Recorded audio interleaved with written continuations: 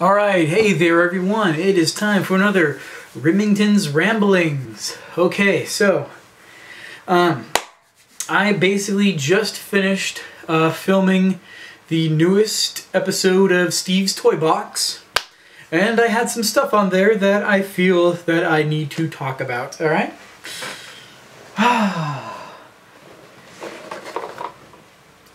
Zoids. Technozoids. This is Evil Scorpion. This one is Armored Gator. And I need to talk about how I was able to afford to buy these. Oh, brother. As you can see, these are rather small. They are the two of the smallest kits that was ever released for the Technozoids line. All the Zoid stuff moved. I don't know if the new Zoids stuff has wind-up action or battery-powered stuff, but I know that the old Technozoids did. And these ones aren't battery-operated. They wind up, though, so they wind up and walk. And sometimes other stuff moves, too. Like this one, the tail moves and the head moves. This one just walks. But it's rather interesting because it has 8 legs. Anyways, how I was able to afford them. Now, I grew up with not a lot of money. I occasionally would be able to find ways to get money. My window right here, long ago, I had something called Steve's Store. Steve's Store. And I would sell stuff from out of my window. Just, you know, toys or cards or whatever. One of the things I sold was Pogs, if anyone out there remembers Pogs. That was one of the things I sold at Steve's Store out my window. But it was always difficult to find money when I was a kid just because it was so scarce. My parents didn't have any to give me, you know, for an allowance or for doing chores or anything, really. So I had to find ways to make money. Sometimes it was selling stuff. Sometimes I was just lucky enough to find money. So to get these things, I both found and earned money. And I earned money by finding it in a wishing well. Okay, so here's what happened. There is this town about half an hour, 45-minute drive, depending on how much of a lead foot you have, in that direction, called Solvang. And Solvang is a complete tourist trap town. Sometimes it's interesting to go there just to look around, but really, it is just a tourist trap town. If you live in this area, there is nothing there to buy. There's a lot of good places to eat, but there's nothing really to buy. I mean, how many decorative candles and homemade gewgaws and doodads do you need, you know? You just don't. But the tourists just eat it up. They have tourists from all over the world go to Solvang. And one of the things they have in Solvang is wishing ponds, the wishing fountains. You know, water comes up and people throw coins in. There is a small little pond that I am not able to get into, but when I was a kid, I loved going to Solvang just because of the money that I could get out of these freaking fountains, these wishing fountains. Now, of course, you're not supposed to do that, but you know, I was a kid, you know, so I didn't care if people told me no. There was money right there. There was money just sitting there. And I wanted that money, especially if it's a quarter. Yeah, you know what I'm talking about. You know what I'm talking about. If you go to one of those wishing fountains and you're a kid and you look down, there's lots of pennies. Sometimes a nickel, occasionally a dime, but a quarter. Oh, a quarter is like a jackpot, because who is going to be able to just be rich enough to just throw in a quarter, you know? So, they have a bunch of these wishing fountains in Solvang, just all over the place, you know? So, one time, my family took a trip there. You know, I guess we were going there to like eat. They got this place called Pea Soup Anderson's that's in that general area. So we went to Solvang just to spend some time. It's a nice place to walk around, to look around and stuff. So we go there, and I'm just waiting to get to the wishing fountains because I know where they are. I've memorized where they are, you know, because it's money. It's the money place. So we get to these ones, to these wishing fountains, and that's it. Game over. It is on. So I run up, and I look in. What was it? A quarter! So I just start grabbing money out. It didn't matter. Quarters are awesome, but you know, you get enough pennies and they add up. So I was just digging all this money on these wishing fountains. I knew people were watching me, but you know, I didn't care. I was a kid that was always really conscious, whatever. Blah, blah, blah. But you know, I was always really worried about people thought about me. But you know, after a while, I stopped worrying about that. But yeah, at this age, I'm still worrying about what people think about me. But when there's money on the line, I don't care.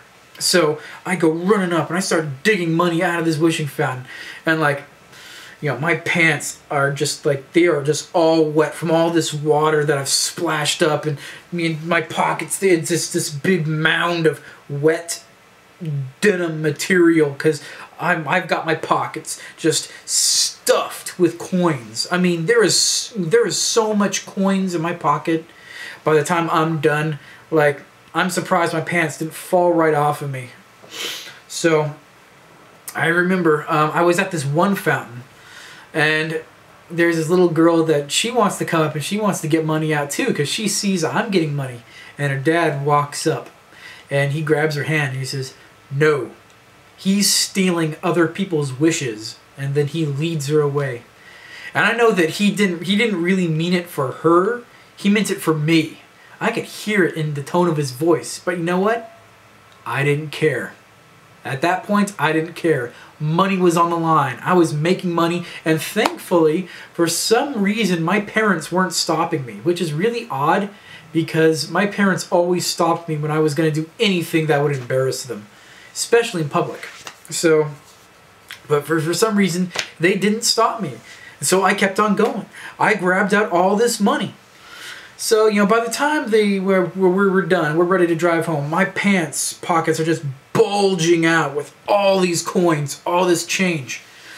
And, you know, I'm wet, I'm cold, but I don't care because I've got money. And I know exactly what I want to get. I want to get those 2 Zoids figures that I saw at Walmart. Like the little bitty ones, like the scorpion one and the alligator one. So, we get home. I run into my room, and I empty all my pockets out of all this change. And like I count it up all careful. You know, I count it like 2 or 3 times just to make sure I got all the coins. And then I go to my parents' room, I'm like, "Mom, we have any coin rolls?" And she's like, "Here." So she gave me like some penny rolls. So I rolled them all up. And I think I had about $12.50. I got about $12.50 in change from all those wishing fountains. And when you consider the fact that a lot of them were pennies, that was a lot of change that I was carrying around. So anyways, I hop on my bike and I ride over to Walmart. And I know exactly how much money I have. And I have this chart, this printed out sheet of paper that says exactly how much tax you have to pay for, how much money. Because, we used to have to do that stupid fundraiser stuff at school where we would sell candy and popcorn and all that crap out of the catalogs. I don't know if they still do that, but, they used to get kids to peddle their wares door to door as like fundraisers and stuff. I don't know if they do that anymore because it's really easy for kids to get kidnapped that way. But I guess back then they didn't really give a damn. they just, I always kept those tax printouts because, when I have as little money as I always did, I always need to know exactly how much money I need. Not just the listed price, but also tax. I got to know how much Uncle Sam is going to rape me for, So, I knew how much this stuff cost because I'd written it down earlier. So I looked at the chart, and I'm like, okay, it's going to cost this much in tax. This is going to cost this much in tax. All right, so I go ahead, I add the two numbers together, I add on the tax, and what do you know? I have barely just enough. So I rode my little ass down to Walmart, went there to the toy aisle, and thankfully they still had both of those figures. So I grabbed the both of them, checked the price. Yep, prices were still the same. And I'm a little nervous going to the register because who knows? The tax might have changed, I get up to the register, and the guy's like, beep, beep, okay. Total comes to this much. And I'm like, I'm just some little kid. I mean, I must have been like, like 8, 9 years old, something like that. So I go and I reach into my pocket. I'm like, clunk, clunk, clunk. I pull out all these coin rolls and stuff. And the guy's just looking at me, but I don't care. I don't care. I'm getting those Zoid figures. I've got the money. It's legal U.S. tender. I don't care if it's coins. So the guy, like, he looks at the, he picks up the coin rolls and stuff, and he's not a bank. He doesn't know, how much, is really in here. I know at banks they weigh them. They weigh the coin rolls to make sure that there's enough in there. But, so, he says, here, take this pen, write your name and your address on these coin rolls, just so, we can be sure.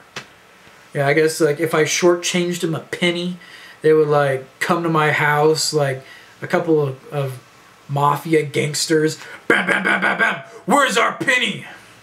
We're going to break your fingers if we don't have that penny by 5. So, anyways, I write my name on the coin rolls, and I know there's, I didn't shortchange them. I didn't try to screw them over like that because I was really nervous about getting getting point fingered as like, as a thief right there at the register in Walmart, So, anyways, I get the I pay the guy. I get my 2 figures, and I must have like maybe like 10 cents or something left, but I had just enough. I ride home.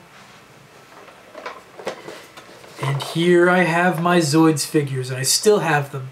And they are going up for sale on eBay, Steve's Toy Box. It is time to let them go. But, I figured that, it was just time that, I told this story while I still had the stuff here to be able to tell it with. So,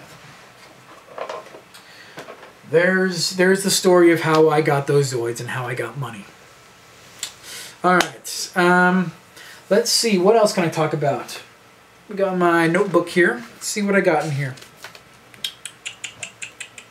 How I got my Super Nintendo. This will be a good one. Okay, I've got about 13 and a half minutes left. So, no, it is 13 minutes, whatever. Okay, so let's get down to this. I've already said that, I didn't, have a TV growing up.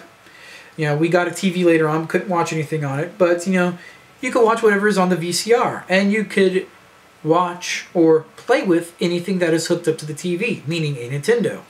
Now, I got my first Nintendo when, I think the Super Nintendo had been out for a year or two. The people across the street, the Joneses, I've already talked about them, keeping up with the Joneses, which we never could. They were, they always knew that I wanted a Nintendo, so they were ready to get rid of their Nintendo because they had a Super Nintendo. So they were gonna sell it to me for $20. Now, of course, I didn't have $20, so I went to my dad and I said, "Dad, the Joneses said they would sell us the Nintendo for $20." And to me, $20 is a big deal. I know it's not a big deal to me now because I've got some money. I'm an adult. But as a kid who never had any money, $20 is a big deal. So my dad drew up a contract. I'm not even kidding. It was called the Nintendo contract. And it was posted up on the kitchen door for all the world to see. And it stated that if my dad bought me the Nintendo for $20, I would have, in order to play it, I would have to, what was it? I'd have to do all my chores every weekend, which was clean my room and clean the bathroom, which I hated doing. I had to finish all my homework every day before I got to play, including practicing for 30 minutes on my clarinet, which I absolutely hated. I hated that clarinet. Wanted to play the saxophone, but it cost too much to rent. I just hated practicing instruments, period. So anyways, and the contract also stated I would only get to play for 1 hour a day. 1 hour a day. This, mind you, this might shock some of my younger viewers, but there was a time where you were not able to save your games like you do now. I mean, I'm playing like Rage right now, Rage Anarchy Edition, and I play it, and I'm like, okay, I'm done for the night. Turn it off. And I can turn it back on later on, and bam, right where I left off. Not so with older systems. When you turned off the system, that was it. Game over for good. You had to start over from the very beginning. First level, first world. So to play the Nintendo for only 1 hour a day, I mean, I cannot tell you how bored I got playing the first 3 levels of Ninja Gaiden over and over and over again. Because you have to be willing to sit there in front of the Nintendo and memorize all the levels and be able to play the game from start to finish all in one sitting. That's how games were played back then. So to only be able to play for 1 hour was really bogus. This is going to take a lot longer than the time I have, so we will continue the original Nintendo discussion later on, and then I will finish up my Super Nintendo story. La-di-da-di-da happens with the Nintendo, and finally, Super Nintendo. I mean, the Super Nintendo is now the old system. It is now N64. Nintendo 64 is out, and when Nintendo 64 came out, they came out with like a, now they call it the Slim system, where they take the old system and they shrink it down. So it's like really compact, because technology is advanced. You don't need this giant, heavy, clunky system. You just put it in this really tiny package. So they did that with the Super Nintendo, and they reduced the price down to, I think, like $60, maybe 80, I forget. But they had shrunk down the Super Nintendo, put a small price on it, and then put it out in the store. And I went to Walmart, and I saw it there, and I wanted it. I wanted that Super Nintendo. I wanted a Super Nintendo so bad. But, how am I going to afford one? I don't have any money. I don't have that kind of money. I've never had 60 or 80 bucks in my life, But I had ways of getting money. Remember how I said that I have ways of getting or making money? Well, what I decided to do is I had learned the magic of the return counter. You could take things to stores and return them or exchange them for something brand new. I mean, a friend of mine once complained that I was treating Walmart like a toy rental service. I would go to Walmart, I would buy a toy, take it home, play with it, have fun with it for about a week, and then I'm like, I'm bored of it. I want something else. Put it back in the package, tape it back up, take it to Walmart with the receipt that I would always keep, and I would get something brand new. And I did this like 3 or 4 times in a row, I'm sure that the guy at the return counter got pretty sick of seeing me, but I didn't care. I was getting new toys. So what I did is I boxed up all these Lego sets. I was in the Lego Collectors Club, the Lego Kids Collectors Club or whatever. They had like a magazine and everything. And in every single magazine, they always had this really big set for like the new line. And some lucky bastard would always get, like, to review this kit. They would just send it to him for free. And he would play around with it, and they would have like a little interview and a picture of his face. I wanted to do that. I want to do that real bad. So I wrote a letter to Lego and saying, hey, how do you get to be able to do that? Sent it in. And mind you, this is not email. This was snail mail days, all right? I had to physically write out the letter and send it to them. So I did that. And they replied to me one day saying that, you said that you were interested in this. Well, congratulations. We've chosen you to be the reviewer of the new big set. I'm like, yes! So they sent me this big-ass Lego set, absolutely for free. And like I opened it up and I put it together and I played with it. And then they called me up and I had like a little phone interview. And then the next issue of Lego Club magazine came out and there was my face. I was the lucky bastard for that episode. My face in the magazine with a little interview and that big-ass set I got for free. Well, I kept that set and the box. So when it came time to get my Super Nintendo, I boxed all that together. I put it all back into the box. And, this was the big set. So, like, this was the big money item, And I also had, like, some slightly older Lego sets, that I still had the boxes for. So I took them all apart and put them in the box. Put the pieces in Ziploc bags. Took it to Walmart to return it all for cash. I don't think they do that anymore. I think they just make you exchange stuff. But they gave me cash money. I think I ended up with maybe like $120. $120 in Legos, for return Legos and stuff. So I'm like, oh, that was the most money I'd ever had in my life. So I didn't even leave the store. I went straight to the electronics department. I saw that Super Nintendo still sitting there and I said, I want that. I am buying that. So I made the guy come over and open up the case, pull out the Super Nintendo, and I bought it with cash, with my money. That was my Super Nintendo. And I went to a Kmart, which is still open. And at that time, they were selling used games, like repackaged used games. So I was able to buy some really awesome games for pretty cheap. So suddenly, the Nintendo contract, no longer valid. This was my Nintendo that I had bought with my own money. I made the rules. And it is so nice when you buy your own stuff and you can make the rules. So anyways, that is the story of how I got my Super Nintendo. I know I've gone a little bit over my time, but I hope you enjoyed this episode of Remington's Ramblings. Check back later on for future videos. That is all I have for you this time, and I am signing out.